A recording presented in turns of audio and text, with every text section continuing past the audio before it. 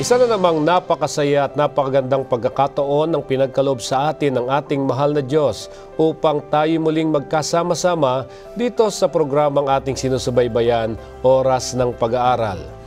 Ako po si Pastor Jose Sabat Jr. at kasama natin ang tagapagturo ng Manila Adventist College, walang iba kundi si Pastor Nestor Ilioma, ang maghahatid sa inyo sa ilang minutong talakayan dito sa seryeng pag-uusapan natin sa ating pag-aaral. Pastor, kamusta po kayo? Mabuti, Pastor. Ako ay natutuwa na sa paglipas ng mga araw ay marami ang napagpapala sa ating programang Isinasa Himpapawid at marami ang nagte-text, nagbibigay ng mga mensahe na sila ay pinagpapala at ito'y kinagagalak natin at sana lalo pa silang sumagana sa biyaya at sa kaalaman sa ating Panginoon. At sa ganitong paraan din tayo nagpapasalamat sa kabutihan ng ating mahal na Diyos at sa mga panalangin ng ating mga kapatid na ang programang ito ay magpatuloy sapagkat nagdadala ito ng mga kaalaman kung papaanong dadalhin ang pag-aaral ng mula dito sa ating leksyon pagka dumarating ang araw ng Sabat sa kanilang mga Sabbath school at ganoon din nagagamit bilang karagdagang kaalaman sa kanilang pag-aaral ng banal na kasulatan. Kaya mga kapatid, maraming salamat po sa inyong patuloy na pagsubaybay at patuloy po nating ipanalangin na lalo pang lumawak ang programang ito. Tayo po ngayon ay nasa ikatlong serye na ng ating pag-aaral dito sa Ebanghelyo sa Galacia. At sa serye pong ito ay pinamagatang ang pagkakaisa ng Ebanghelyo. Sa ating pong talakayan ay aalamin natin ang tunay na basihan ng pagkakaisa ng mananampalataya na may pagkakaiba sa mga Hudyo at Hentil. Pag-uusapan din natin ang tensyon sa palibot ng isyu tungkol sa pagtutuli sa liwanag ng Ebanghelyo ng biyaya at papaano natin mapapanindigan ang mga pundasyong doktrina ng pananampalataya at biyaya. Yayamang napakaganda nitong leksyong ito at maraming mga isyu dito ang kailangan nating malaman, subalit ang ating mga kaalaman ay limitado, kailangan natin ang patnubay ng ating mahal na Diyos mula doon sa langit. Kaya hilingan natin si Pastor Ilioma na manalangin. Tayo po ay manalangin. Mapagbigay naming Diyos na nasa mga luklukan ng mga langit, sa sandaling ito'y lumalapit kaming muli upang humingi ng kaalaman at ng karunungan na magbibigay sa amin ng pagkaunawa sa inyong salita.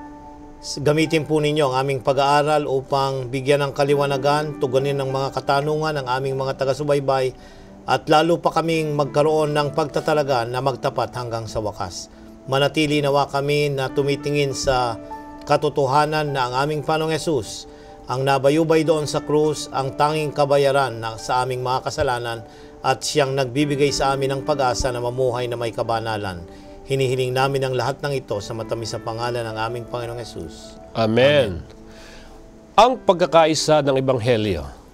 Basahin natin ang susing talata na masusumpungan sa Pilipos 2:2. Ang sabi po dito, ay lubusin ninyo ang aking katuwaan upang kayo'y magkaisa ng pag-iisip, magtaglay ng isa ring pag-ibig na magkaisa ng akala at isa lamang pag-iisip. Ayan, Pastor, narito ang talatang iyong hinalaw at binasa ay nanggaling sa Pilipos Kapitulo 2. At kung iyong papansinin, ang talatang iyong binasa ay nagdidiin na ninanais ng Diyos ang pagkakaisa sa kanyang bayan. Bakit? Kasi itong pagkakaisang ito ay nakita doon sa pagiging likas ng ating Panginoong Hesus. Kung babaybayin mo yung mga susunod na mga talata, Pastor, ay yung pagkakaisa ng kanyang likas na Diyos na nagkatawang tao. Hindi mo pwedeng paghiwalayin yun. Yun yung pagkakaisa na mayroong misteryo o hiwaga. Kaya nga sa ating mga mananampalataya sa loob ng iglesia, iba-iba ang ating mga kaisipan, iba ang kultura, iba ang pananaw. Subalit, kung ang pag-aaralan ay pananampalataya at aral at doktrina ng Biblia, nagkakaisa tayo dahil iisa ang tayo natin tungkol sa mga bagay na ito. Yan. Napakaganda pag-usapan itong pagkakaisa na siyang kailangan natin lalo tigit sa ating kapanahunan. At ilang mga reformador na mga protestante ang nagagamit natin at nai-apply yung kanilang napag-aralan mula sa banal na kasulatan na nakikita nating pwedeng gamitin para magpatuloy itong pagkakaisa. Isa na rito, walang iba kundi si John Calvin. Bakit kaya sinabi ni John Calvin na ang di pagkakaisa at pagkakahati sa pagkaunawa ng ebanghelyo at doktrina ay pangunahing paraan ng demonyo laban sa iglesia? Ayan, Pastor, nagkaroon ng iglesia sapagkat ang mga mananampalataya ay natipon at naging bahagi ng kanyang sambayan. Pagka nabautismuhan tayo, tayo'y nagiging kabahagi ng iglesia. Nang ibig sabihin, ang katawan ni Kristo. At ang katawang iyon, merong isang pananampalataya. Yung pananampalatayang iyon, ito yung mga aral ng banal na kasulatan na dapat nating tanggapin. Kaya nga ang inaatake ng kaaway na pangunahin ay bigyan tayo ng iba-ibang mga pagkaunawa para sirain yung pagkakaisang iyon ng aral na nasa banal na kasulatan. So papansinin natin, Pastor, bakit ginamit ni Calvin na yung pagkakawatak-watak at di pagkakaintindihan tungkol sa mga aral ng Biblia ang nagiging pangunahing device o gamit ni Satanas para sirain ang pagkakaisang ito, sapagkat yung aral natin na sinasampalatayanan, ito yung nagbubuklod sa atin bilang isang iglesia. Pagka ito, merong sumulpot na iba't ibang mga aral, nagkakaroon ng kaguluhan, nagkakaroon ng di pagkakaintindihan at kung minsan nagkakawatak-watak ang isang pulutong o isang grupo ng mananampalataya dahil dito sa mga bagay na ito. Yan. So, itong dahilan kung bakit kailangan nating panatilihin ang pagkakaisa.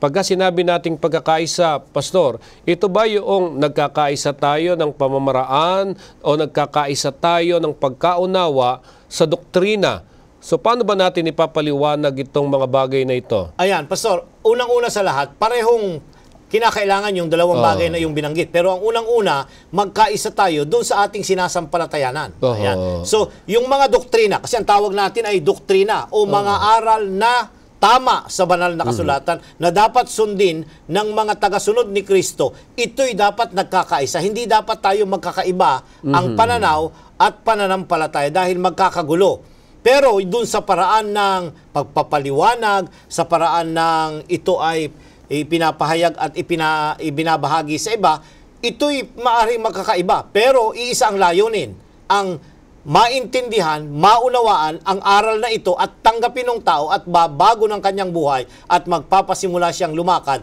na kasama ng ating Panginoon. At lalo nating mauunawaan ito habang binabaybay natin ang ating pag-aaral sa seryeng ito.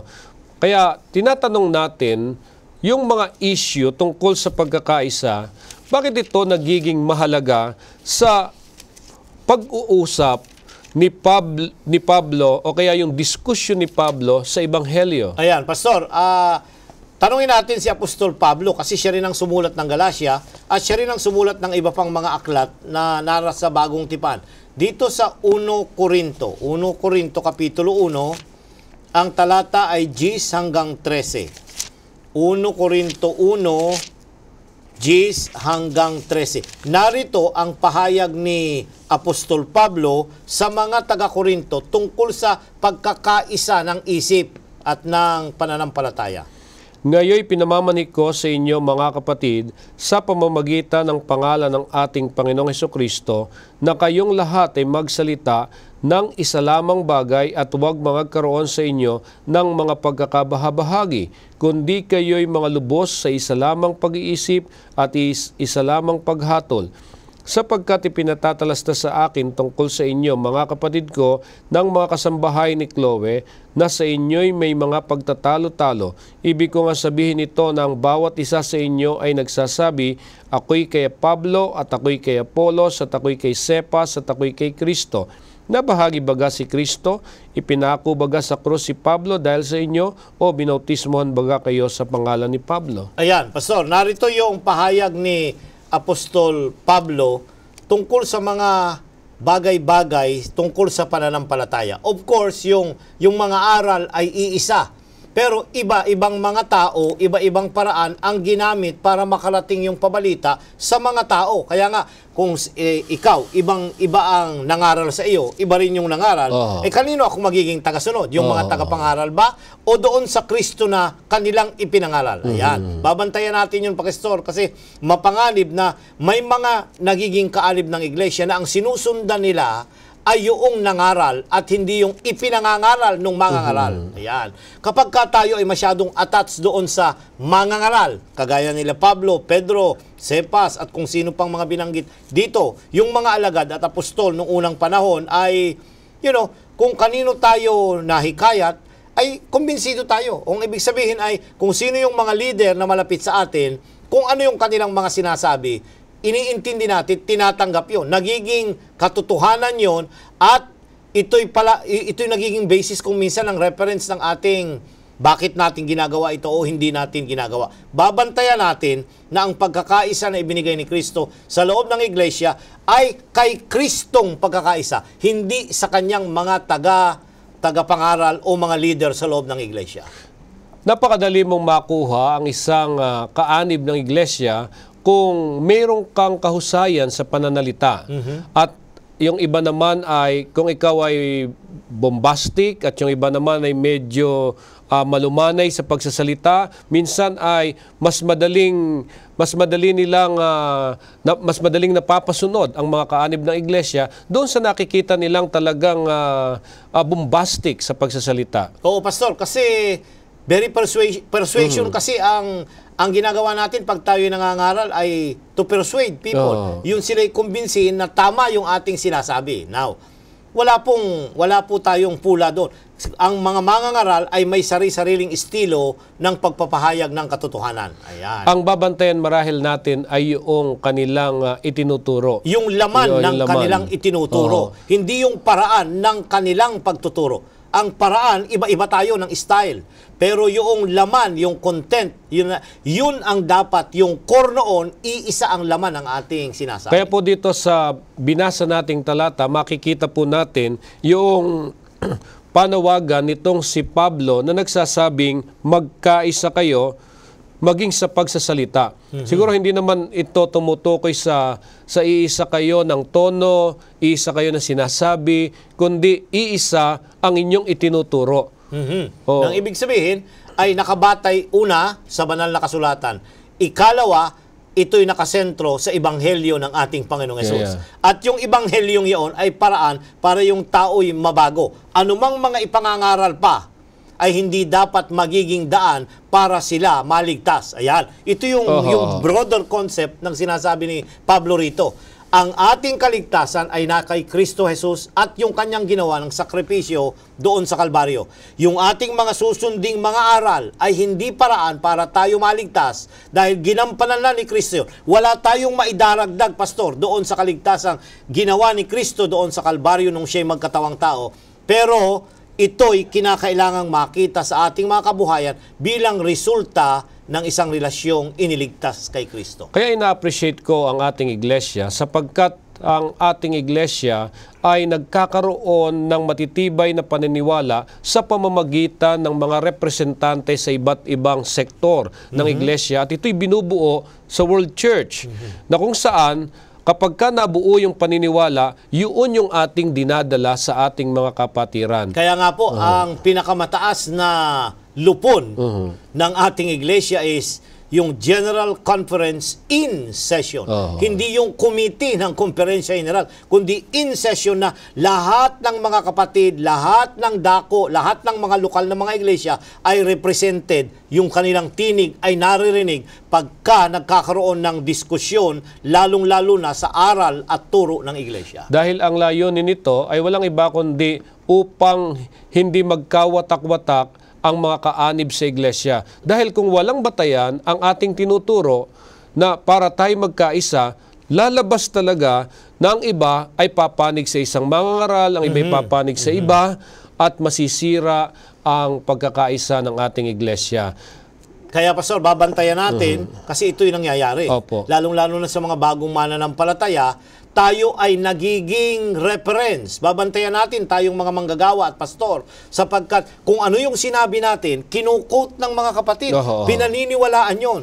Ay kung minsan, if we are careless at hindi tayo maingat, na yung ating komentaryo ay only conjecture o opinion lamang natin, ay ginagawa na nilang ito ang posisyon ng iglesia. Yun ay mapanganib. Yeah. So kaya nga po namin to dinadala rito sapagkat para maunawaan natin na kahit nung panahon ni Pablo ay mayroon silang mga usapin na kung saan ay nagiging malinaw dahil sa matibay na basihan mula sa banal na kasulatan na tinuturo ni Pablo. Katulad halimbawa ng pagtutuli.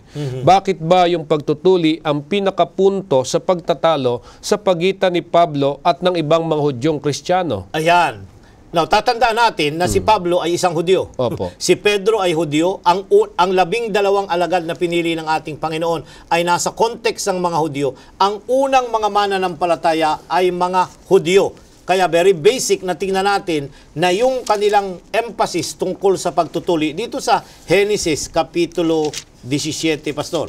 Ito yung unang bahagi na ipinakita yung concept ng pagtutuli at ang kahalagahan nito sa bansang Israel. Kung babasahin mo ang talatang 1 ng Kapitulo 17, Pastor, pakibasa nga. Maganda yung background nito bago tayo tumalon doon sa tipan ng pagtutuli. At na si Abram ay may 79 na taon ay napakita ang Panginoon kay Abram at sa kanya'y nagsabi, "Ako ang Diyos na makapangyarihan sa lahat. Lumakad ka sa harapan ko at magpakasakdal ka." Narito, si Abraham ay 79 na taon, Pastor. Dito ay nagkamali siya. Doon sa huling talata ng Kapitulo 16, siya ay 86 years old. 86 na taon. So, yung gap ng dalawang kapitulo ay 13 long years. Ito yung panahon, ang chapter 16, na nagkasala si Abraham, sinubukan niyang tulungan ng Diyos para matupad yung pangako na siya'y magiging ama ng malaking bansa. Eh, hindi naman na siya magkakaanak literally dahil matanda na yung kanyang asawang si Sarah. Kinuha niya ang alipin nitong si Hagar, binuntis at nagkaroon ng anak ng pangalan ay Ismael. Ayan. Yun ay kasalanan. Bagamat sa kustombre at kultura, nung panahong yun ay pwede dahil pag-aari siya at bahagi ng kanyang asawang si Sarah, ito'y kasalanan sa Panginoon. Narito, Pastor, napakaganda. Ang ama ng pananampalataya dito'y nagkamali, nagkasala. Subalit ang Diyos muling lumapit sa kanya. At sa unang pagkakataon sa Biblia, ginamit yung pangalang El Shaddai. Ako ang makapangyarihang Diyos. Ayan. So, itong Diyos na ito ay Diyos na nakikipagtipan at nag-aanyaya na lumakad tayo sa harapan niya at magpakasakdal tayo. Paano ito? So, tatlo yung ingredients nitong covenant na ito eh. Siya yung makapangyarihang Diyos, kilalanin, lumakad ka sa harapan niya, at magpakasakdal. Ito yung context. Sa talatang 9 at 14, Pastor, nagbigay siya ngayon ng isang tipan. Itong Diyos na ito na nasa talatang 1 ay nakipagtipan kay Abraham. At ito yung tipan na ang basis ay ang pagtutuli. Kasi ang tanong mo ay, bakit nakasentro ang mga Israelitas dito sa concept na ito? Kasi ang tipan ng pagtutuloy sa kanila ay walang hanggan. At yung hindi gaganap nito, literally, ay aalisin o ihihiwalay sa bayan. Meaning, hindi ka na maliligtas sa context ng kanilang pagkakaintindi. Pakibasa ang talatang 9 hanggang 14. At sinabi pa ng Diyos kay Abraham at tungkol sa iyo, iingatan mo ang aking tipan, iingatan mo at ng iyong binhi pagkamatay mo sa buong kalahian nila. Ito ang aking tipan na inyong iingatan sa akin at sa inyo, at ng inyong binhi. Pagkamatay mo, tutuliin ang bawat lalaki sa inyo, at kayo'y tutuliin sa laman ng inyong balat ng masama, at itong magiging tanda ng aking tipan sa inyo. At ang may 8 araw ay tutuliin sa inyo ang bawat lalaki sa buong kalahian ninyo, ang ipinanganak sa bahay o ang binili ng salapi sa sinumang tagaibang lupa na hindi sa iyong lahi. Ang ipinanganak sa bahay at ang binili ng iyong salapi ay dapat tuliin, at ang aking tipan ay sa iyong laman na pinakatipang walang hanggan. At ang lalaking hindi tuli na hindi tinuli ang laman ng kanyang balat ng masama, ang taong iyon ay mahihiwalay sa kanyang bayan, sinira niya ang aking tipan. Ayan, so ang tanong ay bakit sentro ito? Sapagkat ito yung sign o yung nagpapakita na ang bayan ng Diyos, yung piniling bayan ng Israel, ay nakipagtipan. Nag-agree sila na magiging bayan ng Diyos at ito'y kanilang gagawin. Now, papansinin mo, Pastor, na ang mga tutuliin, mga lalaki. Mga lalaki. Ayan. Lahat ng mga lalaki, ama, anak, alipin, mga binili, mga nakikitira, mga dependent sa iyo, kabahagi nito. Yan. Bakit, Pastor? Merong 3 bagay na nais kong idiin. Ang pagtutuli ay tanda ng paglilinis. Doon sa Jeremias 4:4, Pastor, pakibasa nga. Anong klaseng paglilinis ang itinutukoy nito? Jeremias 4:4. Magsipagtuli kayo para sa Panginoon at inyong alisin ang mga kasamaan ng inyong puso, ninyong mga tao ng Huda at mga nananahan sa Jerusalem. Baka ang aking kapuotan ay sumigalbo na parang apoy at magningas na walang makapatay dahil sa kasamaan ng inyong mga gawa. Ayan. So yung pagtutuli sa laman, yung flesh, ay nagpapakita symbolically ng paglilinis o pagtutuli ng puso. Kasi ang puso, out of the abundance of the heart, maraming mga kasamaan. Ayan. So ipinakikita nito, at pagka tinutuli ang isang lalaki, Pastor, merong nabububong dugo. Yan, ikalawang puntong nais kong pansinin.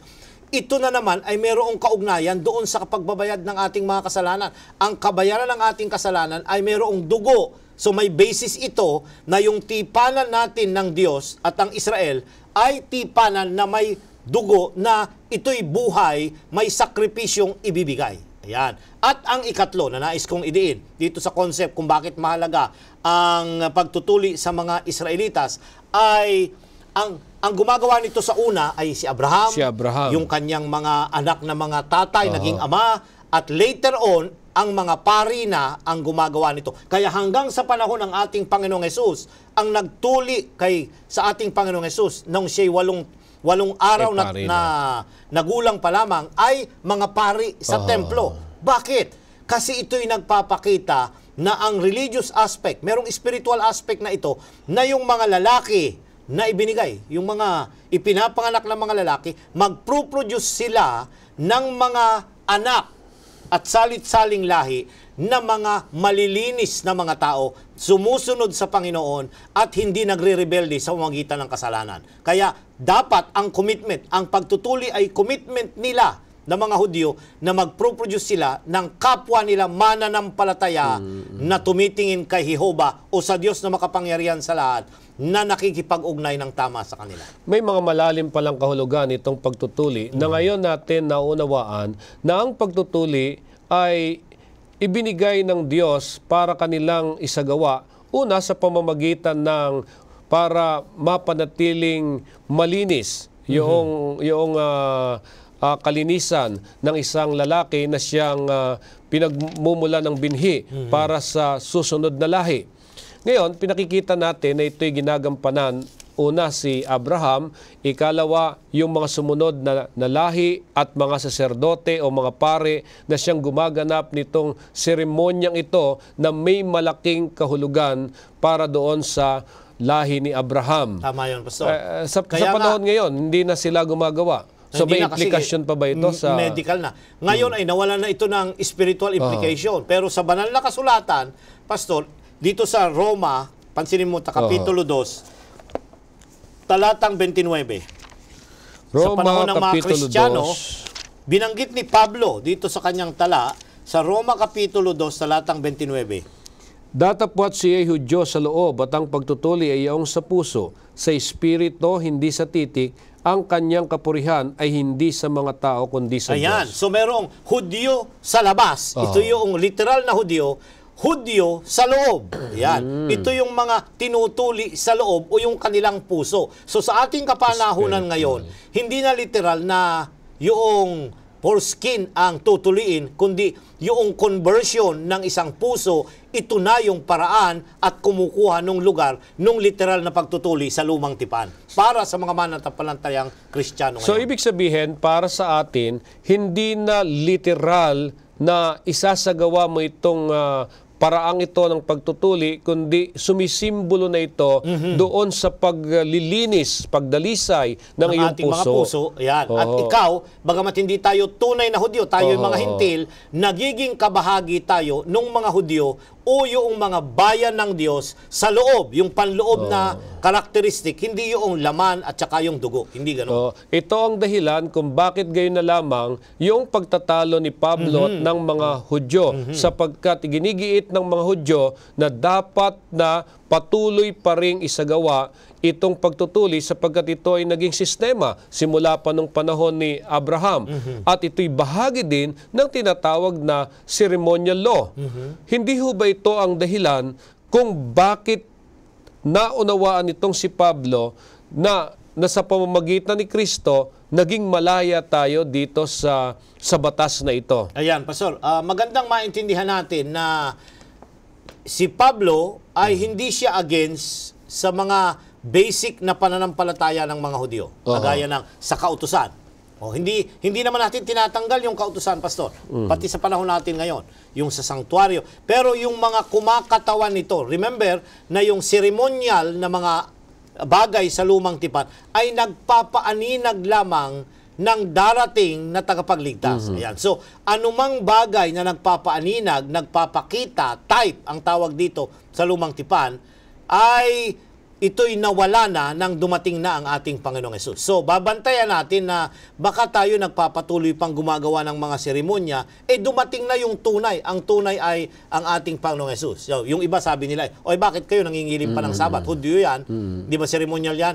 Meron pong mga pang-seremonyal na mga Sabat, pero hindi po yung ikapitong araw. Ayan. Ang ikapitong araw is never a part of the ceremonial or Mosaic law na ibinigay sa bayan ng Diyos. Ito'y ibinigay pa bago magkaroon ng sino mang Israelitas, bago magkaroon pa man ng Moses at ng mga Israelitas at Libita na sumusunod sa batas na ito na kanyang ibinigay. Opo. So, saan kaya magiging malaya ang Kristiyano? Ayan. Saan magiging malaya ang Kristiyano? Dito sa Galatia Kapitulo 2, bumalik na tayo kay Pablo sa kanyang sulat. Ang talata ay 1 hanggang 10. Babaybayin natin, Pastor. Dahil yung iba ay idinidiin nila, kahit ngayon, marami kayong narinig na mga mangangaral sa Biblia na sasabihin nila, malaya na tayo. Saan tayo pinalaya? Pinalaya tayo mula sa aral ng lumang tipan. Ayan. So, hindi na dapat yung Sabat, hindi na yung tithing, wala na yung sanktuaryo at kung ano-ano pa. Ayan. Yung ba'y totoo? Ano ba ang sinasabi ni Pablo dito sa Galatia Kapitulo 2, 1 hanggang 10, na kalayaan na tayo'y kanyang pinalaya? Ayan. Basahin natin, Pastor. Nang makaraan nga ang 14 na taon na umahon akong muli sa Jerusalem, nakasama si Bernabe at isinama ko rin naman si Tito at ako'y umahon dahil sa pahayag at isinaysay ko sa harapan nila ang ebanghelyo na aking ipinangangaral sa gitna ng mga hintil. Datapwat sa harapan ng mga may dangal ay sa lihim, baka sa anumang paraan ako'y tatakbo o tumakbo ng walang kabuluhan. Datapwat maging si Tito man nakasama ko, bagamat Grego ay hindi napilit na patuli.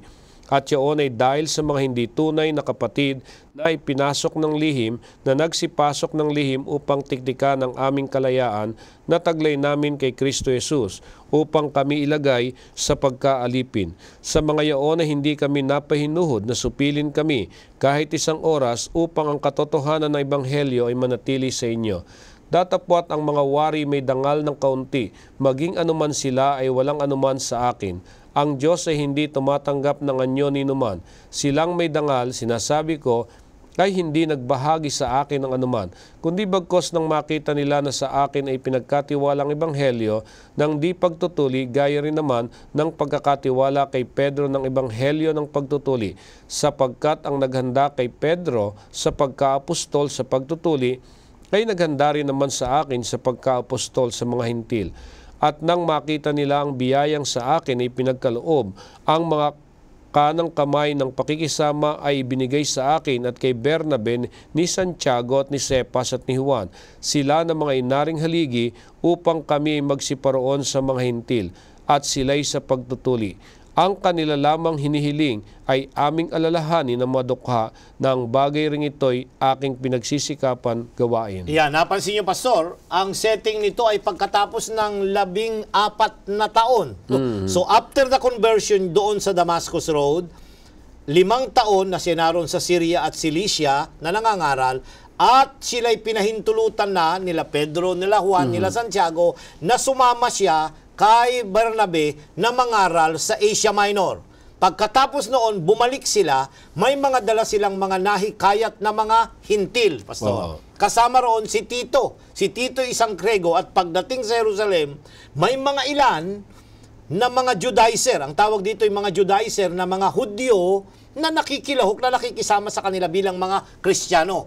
At kanilang sinasabing dapat iyong mga convert, yang si Tito, ay magpatuli para magkaroon ng lubos na kaligtasan. Yan. So, ito'y sinagot ni Pablo.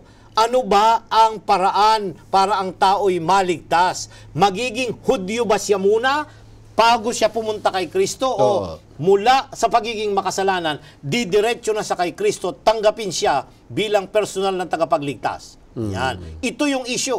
Yung iba, may channel. You have to pass through Judaism. Nagagawin mo yung mga pagtutuli para ikaw ay lubusang maligtas. Bakit, Pastor? Tingnan niyo doon sa Gawa. Kapitulo 15, ang talata ay 1. Ayan. Tingnan niyo yung idinidiin ng mga taong ito. Gawa Kapitulo 15, ang talata ay 1. At may ibang mga taong nagsilusong mula sa Judea ay nagsipagturo sa mga kapatid na sinasabi, maliban na kayo magtuli ayon sa kaugalian ni Moises, ay hindi kayo maliligtas. Hindi kayo maliligtas. Oh, hindi. So, anong nangyari doon sa sakripisyo ni Kristo? So dapat anong paraan para maligtas ka? Magpatuli ka para maligtas? Hindi. Ang issue rito ay hindi pagtutuli. Dilinawin ko, Pastor, at ito'y nilinaw ng ating leksyon.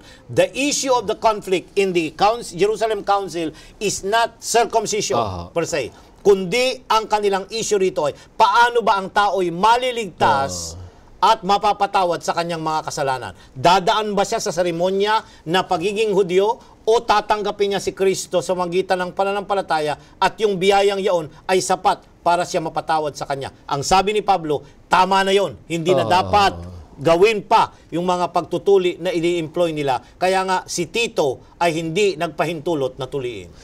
Itong mga ganitong mga katuruan ay nagpapakilala lamang na ang tao kapag ka nais maligtas ay hindi na kailangang dumaan pa sa mga tinuturo nating mga gawa na dapat na implement niya sa buhay niya, kundi maunang tanggapin niya ang ating Panginoong Hesus. Paano kaya yung ating mga pamamaraan, kung alin ba dapat yung mauna? Yung kanya munang gawin, yung pagsunod, siya muna ay sumamba, siya muna ay wag kumain ng karumal-dumal, magbigay, o bago siya magandang tanong yan, Pastor. Umanib sa iglesia. Ayaw nating sirain dahil ang una, may mga una tayong mga magaling na mga mangangaral na bago tanggapin sa loob ng iglesia at irekomenda na bautismuhan ay 3-5 buwan na nag-aaral at pinapractice na nila yung lifestyle. Walang masama doon. Pero hindi dapat ito ang maging saligan at batayan na yun ang procedure para tanggapin ng isang tao na nagsisisi sa kanyang kasalanan. Yung tao na nakakakilala na siya'y makasalanan, nabasa ang Biblia at ang Ebanghelyo at nakilala ang kanyang pangailangan kay Kristo, nagsisi ng taimtim at humingi ng tawad, yung taong iyon magiging kaanib ng iglesia, kinakailangan siyang bautismuhan at siya'y literal na pinatawad sa kanyang kasalanan. Hindi daw po kasi makita yung talagang siya'y konbertido sa ating turo kung hindi muna makikita sa kanya na kanyang ginagawa na yung ating mga itinuturo. Yan. tama po yun bilang standard ng isang iglesia kasi may procedural naman ang iglesia. Pero kung kaligtasan ng pag-uusapan, Pastor, lilinawin natin ay una ang pagtanggap kay Kristo bago ang pagsunod sa kanyang mga aral. O kahit basahin natin yung Great Commission, Pastor, sa Mateo. Tingnan natin yung Mateo. Ito yung Great Commission na ating ipinapahayag na sinasabi na dapat gampanan ng mga mananampalataya. 28, ang talata ay 19 at 20. Dahil dito magsiyaon kayo at gawin ninyong mga alagad ng lahat ng mga bansa na sila'y inyong bautismuhan sa pangalan ng Ama, ng Anak at ng Espiritu Santo, na ituro ninyo sa kanila na kanilang ganapin ang lahat ng mga bagay na iniuutos ko sa inyo, at narito ako'y sumasa inyong palagi hanggang sa katapusan ng sanlibutan. Dito sa Great Commission, Pastor, ay unang-una ay gawin silang mga alagad. Ano yung alagad? Tagasunod ni Kristo. Paano sila magiging tagasunod? Tatanggapin nila si Kristo bilang personal na Panginoon at tagapagligtas. Basic yun sa Ebanghelyo. Pagkatapos, ituturo ninyo sa kanila na ganapin ang lahat ng mga itinuro na nakalanad dito sa banal na kasulatan. Yeah. Yun ang procedure, Pastor. Hindi ibig sabihin na pag tinanggap na, kasi meron ngayon yung, gospel lang, wala nang dapat gawin. Hindi eh. Pagkatapos sa tanggapin si Kristo, ipapakilalanin na ang isang taong binago ng Ebanghelyo ni Kristo dapat mamuhay na mapagsunod. Ito ang ebidensya na siya ay iniligtas ni Kristo. Paano mo malalaman ang isang tao ay iligtas? Doon sa paraan ng pamumuhay at kanyang pananampalataya pagkatapos na tanggapin niya ang ating Panginoon. At dito tayo pinalaya ng ating mahal na Panginoong Diyos na nang si Kristo ay namatay sa krus at siya'y ating tinanggap sa ating mga buhay, hindi mo na kinailangan pa na dumaan sa pagtutuli o hindi mo na kailangan pa na i-implement sa buhay mo yung mga gawa ng kautusan, kundi bagkos pinakikita ng iyong pagtanggap na ikaw ay pinalaya mula doon sa pagnanasa ng iyong dating likas. O di kaya ay yung paghatol sa ilalim ng kautusan. Ayan. So basic, Pastor, lilinawin natin. Saan tayo pinalaya? Hindi nasusunod. Kasi sabi ng iba, malaya na tayo, hindi na dapat tayo sumunod. Ayan, mali. Tayo'y pinalaya mula doon sa desire, masamang pita ng ating laman na gawin yung hindi tama at hindi nakakalugod sa Panginoon. At ikalawa, pinalaya tayo mula sa condemnation, mula doon sa paghatol ng kautusan sa atin. Hindi tayo pinalaya sa pagsunod sa kautusan, kundi pinalaya tayo mula doon sa bigat na mga alituntunin na dapat nating gawin para maligtas. Hindi, niligtas na tayo, kaya tayo'y meron ng kalakasan na mamuhay na may pagsunod.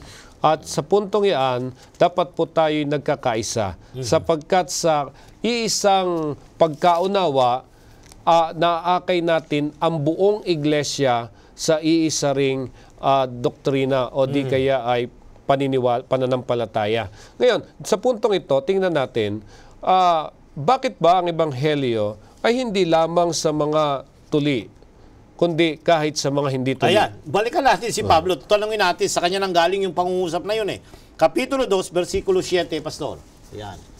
Kundi bagkos nang makita nila na sa akin ay pinagkatiwalang Ebanghelyo ng di pagtutuli, gaya rin naman ng pagkakatiwala kay Pedro ng Ebanghelyo ng pagtutuli. Yan, itong ekspresyon na Ebanghelyo ng di pagtutuli at Ebanghelyo ng pagtutuli, simple lang. Ito yung Ebanghelyo para sa mga Hintil at Ebanghelyo para sa mga Hudyo. Iisa yung Ebanghelyong yaon. Ano yung Ebanghelyo? Si Kristo na namatay, nabayubay sa krus, tatanggapin mo bilang iyong sariling tagapagligtas, yung sakripisyo niya ay sapat na kabayaran para linisin at tugasan tayo sa ating mga kasalanan. So itong expression dito na so ang sinasabi natin na di pagtutuli at pagtutuli ay lahat ng mga tao dapat makarinig ng pabalita ng Ebanghelyo. In short, yun lamang ang ibig sabihin nun, Pastor. So bakit kaya ang Ebanghelyo ni Kristo ay nagiging mas mataas kaysa doon sa tradisyon ng mga tao, kaya kultura ng mga tao sa pinag-uusapan nitong si Pablo at ni Pedro? Ayan, sa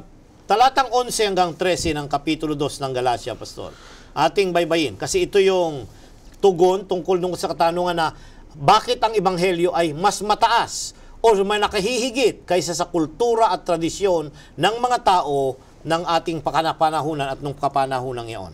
Ngunit nang dumating si Cephas sa Antioquia, ay sumalansang ako sa kanya ng mukhaan sapagkat siya'y nararapat hatulan, sapagkat bago nagsidating ang ilang mula kay Santiago ay nakisalo siya sa mga hintil.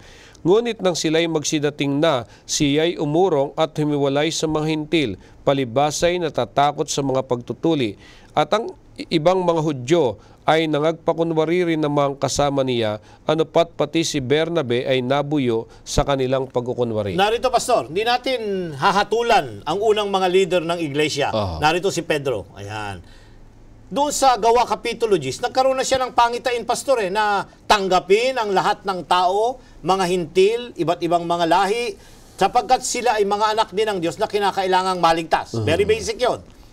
Pero pagka yung actual na, dito nakita ni Pablo nung dumalaw si Pedro doon sa Antioch, ay nakikisalamuha naman siya, nakikiusap at and so on. Pero sa panahon ng pagkain, doon sa table fellowship nila, ay hindi siya, ayaw niyang makisama. Pati yung ibang mga alagad ay sumiseparate sa kanila. Ito yung kustombre kasi nung unang panahon na ikaw ay Hudyo, hindi ka dapat makikain, halubilo, doon sa mga tao na hindi tuli. Yan. Kaya nga dito sinasabi na tayo'y magkakapatid na. Ang mga tinutukoy ditong mga hintil ay mga hintil na hikayat, na konberte, na bago sa pamagitan ng biyaya ng ating Panginoon. Pantay-pantay na tayo. We can fellowship, we can eat with them sapagkat tayo'y iisa na sa ating Panginoong Hesus. Ito yung sinasabi doon sa Galatia 3, pakibasa, Pastor. Ang talata ay 27 at 28. Sapagkat ang lahat na sa inyo'y binautismuhan kay Kristo ay binihis si Kristo. Walang magiging Hudyo o Griego man, walang magiging alipin o malaya man, walang magiging lalaki o babae man, sapagkat kayong lahat ay iisa kay Kristo Jesus. Ayan. So rito ay wala nang Hudyo o Grego. Wala nang tuli at hindi tuli. Yun ang sinasabi rito. Tayo ay iisa na. Lahat tayo may pagkakaisa dahil iisa ang ating Panginoon. Iisa ang paraan ng kaligtasan. Iisa ang pananampalataya na aral ng Biblia na dapat nating isakabuhayan. So maliwanag dito sa puntong ito na ang Ebanghelyo ay ginagawa niya na ang lahat ng tao ay magkaroon ng iisang pagtanggap.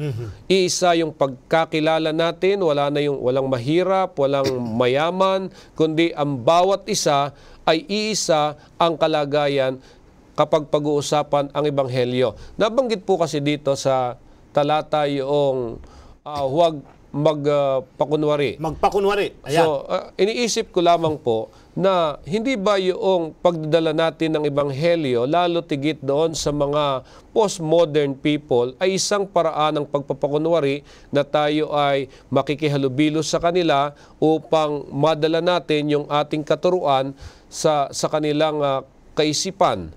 Dahil yun ang tinitingnan nating pamamaraan, sa bandang huli, hihiwalay tayo. Ayan. Pastor, ito nga kasi ang style ngayon ng evangelism. Mayroon dalawang klase ng pangangaral Meron yung nandito ako, nandun yung pupunta tayo doon. Meron naman yung tayo'y dapat tumira na kasama nila. No, papansin natin ang style ng karamihan ay pupunta tayo doon, aalis, pupunta, aalis. Ayan. At doon sa pagpunta natin doon, ini-adapt natin yung kung ano. Kasi kung pag inimpose natin yung ating ginagawa, mga awit, mga paraan ng pagsamba at kung ano-ano pa man, doon, magiging reluctant o alop yung mga tao, resistant. Pero pag pumunta ka doon, kagaya nung mga style ngayon na may evangelism na ginagawa sa hotel, may evangelism na sa Jollibee, may evangelism na nagpapakain kung saan-saan, yan, mga style man na may mga pakain, lalong-lalo na yung sa elite. Napapansin mo, Pastor, pagka sa ordinaryong evangelism, wala naman yung mga pakapakain, wala naman yung mga printed program o mga kung ano-ano pang mga semi-seminar. Pero ito ngayon, tingnan niyo ang approach, iba. Dahil ang ating inaabot, yung mataas na sosyudad ng lipunan. Kaya kagaya ng sinabi mo, ito ba ay paraan ng hypocrisy? I don't think so. Yeah. Hindi ito paraan na pagiging mapagkunwari tayo, kundi ito yung isa sa mga paraan para maabot itong mga taong ito. Ang babantayan natin, Pastor, ay yung paghahaluin natin yung kanilang practice at yung paniniwala sa loob ng iglesia at yun ang kanilang makikilala na tama. Yun. Ito ang naging problema ng mga unang iglesia, yung syncretism na pinaghalo yung aral ng Biblia at yung mga kultura at mga tradisyon ng mga tao noon sa kanila na kanilang iniaabot. Ito ang babantayan. Nakakuha tayo ng napakagandang approach mula dito sa paraan ng pagdadala ng Ebanghelyo na kung saan ay isa sa tinitingnan natin yung tinatawag na kontekstualisasyon na ating maintindihan kung ano yung context nung dadalhan natin ng pabalita upang sa ganoon hindi magkaroon ng magkahiwalay na paraan at pagkaintindi itong mga tao. At isa pa dito ay dapat din na isaalang-alang natin yung syncretism. Baka naman nahahaluan na tayo, hindi natin alam na tayo na ang nahihikayat sa kanilang way of life. Hindi sila ang dapat ay nai-introduce dun sa paraan ng Kristiyanong paumuhay. Ayan. Kaya yung sa bagay na yon, doon papasok yung pagiging mapagkunwari. Katulad halimbawa ng mga tao na napapasama sa mga umiinom ng alak, kumakain ng karumal-dumal, at pagka nakita yung pastor, ay bigla rin namang tatalilis. So, mga kapatid, kung ano yung paniniwala natin sa kabuhayan natin, at kapag kahit ito hindi nakita sa atin, nagiging mapagkunwari tayo. Ayan. Ngayon, papaano inilalarawan ni Pablo ang tila ayaw ni Pedro na makisalo sa mga hintil? Ayan, sa talatang 13, Pastor, bumalik tayo sa Galatia 2.13. Galatia 2.13. Narito nakakatuwa dito, Pastor, ay ang leader ng iglesia ay tuniligsa ng isang leader. Si Pedro tinuligsa ni Pablo. So, babantayan natin. Kahit kayong mga leader sa lokal man, sa misyon, o sa loob ng iglesia. At ito hindi sa isang sekretong lugar, kundi ito sa ay talagang publiko. siya ay publicly checked by Paul na yung kanyang, hindi ang chinek ni Pablo rito ay hindi yung personality. Ang chinek ni Pablo rito ay iba yung kanyang pinasampalatayanan doon sa behavior na kanyang ginagawa. Ayan, 2.13, Pastor. At ang ibang mahudyo ay nangagpakunwari rin namang kasama niya. Ano pati si Bernabe ay nabuyo sa kanilang pagkukunwari. Pagkukunwari. So, ito'y kasalanan. Ang hypocrisy ay kasalanan sa Bible, Pastor. Yung para bang nagbabalat tayo, pinapakita natin na ganito tayo, hindi naman pala ganun. Kaya sa ating pangangaral at pakikisalamuha sa mga tao, ipakita natin kung ang Adventista, di ba? Pag sinabi nilang ang Adventista ay ganito, hindi double standard. Ayan. Nagkakaroon kasi ng confusion yung mga tao pagka, ay bakit sila ay ganun? Pwede. Bakit? Ba't sila ay bumili na kanina o Sabado? Tinitingnan tayo ng mga ay bakit kayo ayaw ninyo? Ayan. Mga basic lang na mga ganon. Yung mga paraan natin, doon tayo. Bagamat naniniwala tayong ang araw ng Sabat ay ikapito, pero anong ginagawa mo sa araw ng Sabat? Ikaw ba'y pinapakita mo ba yung kabanalan nito doon sa ating mga gagawin? Kaya yung iba ay, sige, pwede na. Doon na tayo kumain sa Jollibee. Yan. Hindi natin hinahatulan ng mga kapatid kung anong kanilang pangangailangan. Pero ang sinasabi natin, pare-pareho ba tayo ng stand na ito yung tama at ito yung hindi tama na dapat gawin sa mga bagay na ito? Kaya nararapat lamang na akayin natin ng mga kapatid sa palagiang pag-aaral ng ating paniniwala upang sa ganon ay natututunan natin yung mga tamang prinsipyo na siyang isa sa kabuhayan natin. Pastor, nabanggit nyo kanina na itong si Pablo kanyang chinek. Itong si Pedro, hindi sa isang lihim na lugar, kundi sa pampublikong lugar. So tama lang din ba na kung meron akong nakikitang hindi tamang pagtuturo sa iyo, ay i-check din kita sa internet o sa telebisyon? Ayan, talatang 17. Ayan. Sasagutin natin ang talatang 17 kasi nangyari ito kay Pablo. Wala nga lang internet. Walang Facebook. Okay, 14.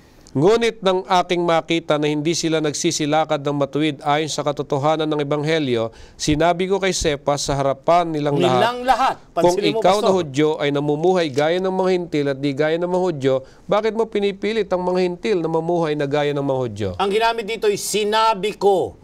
Hindi hinatulan ko sila. Hindi. Kundi sinabi ko, in-express niya ito yung totoo at hindi ka lumalakad dito. Ayan. So ang basis pa rin, Pastor, yung aral na atin, hindi yung personality. Hindi personality. Hindi yung chichikin mo. Alam mo kung magkakaroon ng conflict pagka ang chinek mo ay yung tao Yung mismo. tao. Kundi yung kanyang ginawa, alam mo, ang Panginoon ay ganoon eh. Mahal ng Diyos ang makasalanan, pero ayaw niya yung ating ginagawang kasalanan. Ano ang chinecheck ng Diyos? Yung ating kasalanan. Mahal niya tayo. Yan, tatandaan natin. Kaya nga, pag gumawa tayo ng ganito, sa harapan nilang lahat, ang sabi doon, kung ikaw ay Hudyo at namumuhay gaya ng mga Hintil at di gaya ng mga Hudyo, bakit mo pinipilit ang mga Hintil na mamuhay na gaya ng mga... Patanong yung kanyang style dito, Pastor. Opo. Hindi condemnatory na final judgment. Mali ka Ayan, dyan. mali ka. Hindi. Patanong. Bakit mo yan ginagawa? Yun. So maganda yung approach na ginamit ni Pablo rito eh. Yung nag-i-inquire. At dun sa pag-i-inquire na yun, mag-iisip ka kung tama ba o hindi, yung iyong ginagawa. Ayan. So meron tayong malaking bagay na natutunan dito sa sitwasyong ito ni Pablo at saka ni Pedro. Mayroon kasi tayong nasusumpungang mga kamalian na tinuturo ng iba kung minsan nadadala tayo at sila'y pinupuna natin sa paraan personal.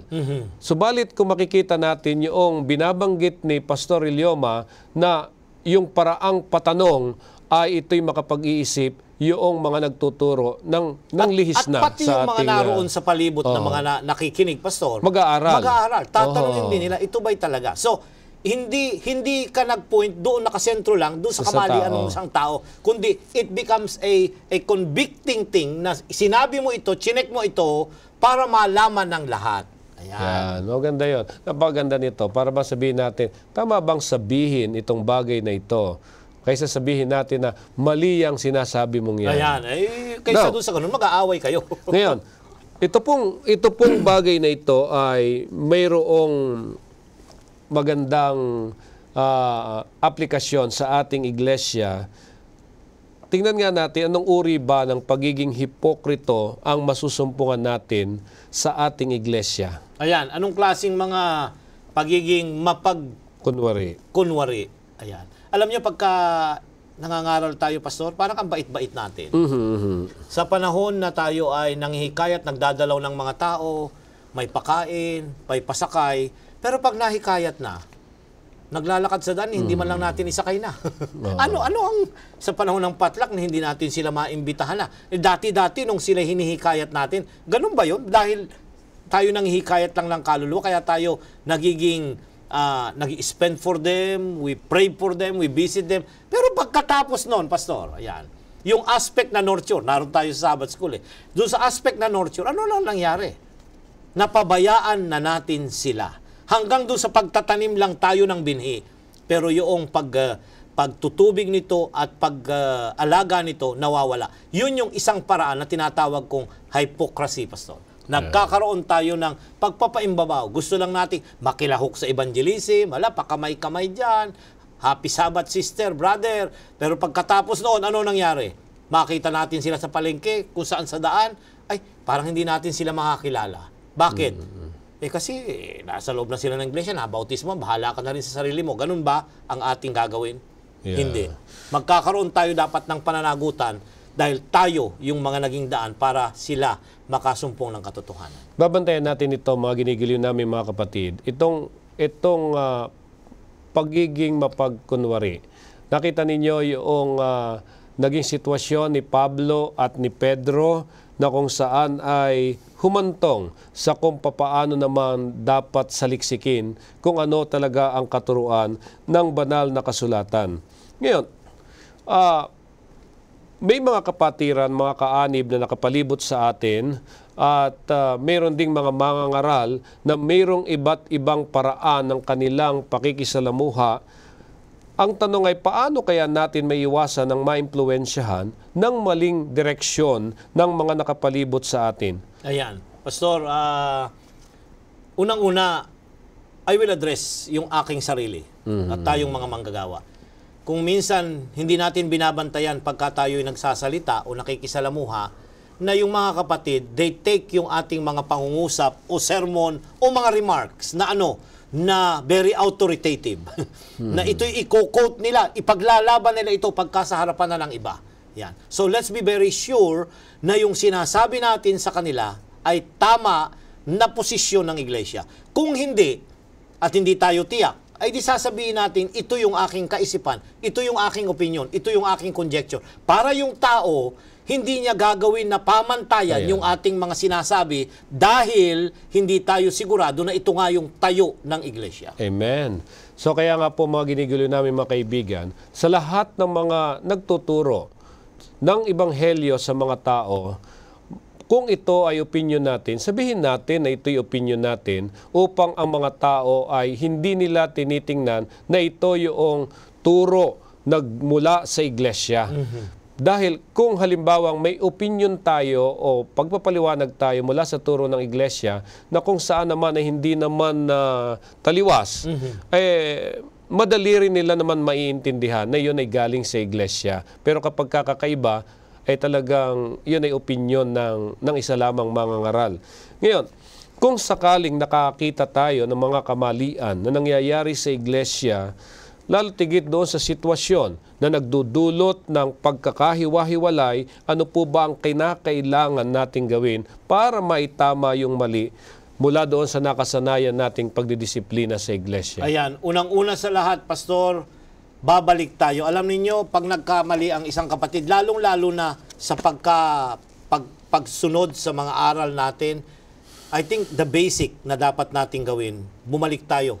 Pagbalikan natin ang ating mga aral dahil kung minsan hindi naintindihan ng mga kapatid kung bakit itong nagagawa nila. Yan. So ang foundation ay naintindihan ba talaga ng mga kapatid ang laman ng ebanghelyo at ang mga aral natin? Dahil kung hindi, ay didisiplinahin mo yung tao dahil hindi niya naintindihan. We are not talking here of the big sins na kanyang ginagawa, kundi ang tinatalakay natin dito, yung mga bagay na kung minsan ay hindi niya naintindihan, kagaya ng mga issue lang sa mga tamang pagkain at hindi niya naintindihan yung tamang pangingilin o yung pagbibigay ng tamang ikapu at mga handog. Itong mga bagay na ito dapat itinuturo para hindi na maulit ang pagkakamali ng ating mga kapatid kung sila may nagkakamali tungkol sa mga bagay na ito. Yan. Sa mga ginigilo namin mga kaibigan, tayo ay pinagkalooban ng kalayaang pag-aralan ng salita ng Diyos. Tingnan din natin yung ating mga paniniwala kung ano ang sinasabi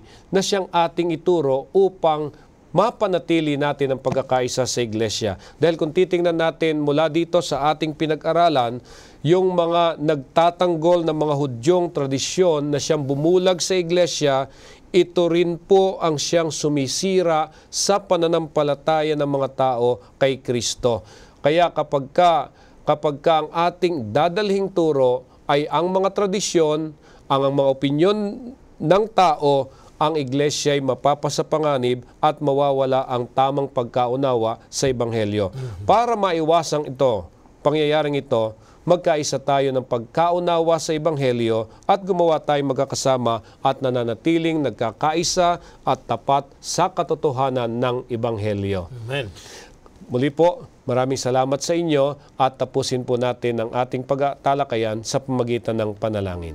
Dakila po naming Diyos, maraming salamat sa lahat ng inyong kabutihan at sa mga aral na inyong itinuro sa bawat isa sa amin na kung saan nararapat kaming mamuhay ng may pananampalataya at patuloy na sumasagana dahil sa inyong ebanghelyo. At dalangin po namin, Panginoon, gawin ninyong makapangyarihan ng inyong ebanghelyo sa aming mga buhay upang mapanatili namin ang pagkakaisa sa iglesia. Pagpalain ng lahat ng tagapagturo nito, ang mga nag-aaral nito, upang sa ganon, Panginoon, lumago kaming sama-sama sa paglilingkod sa inyo. Tanggapin niyo nawa ang aming pagtatalaga at igawad ang mga pagpapala at pasaganain ang pamumuhay ng mga sumusubaybay sa programang ito. Ito po ang aming hiling sa pangalan ni Jesus. Amen. Amen.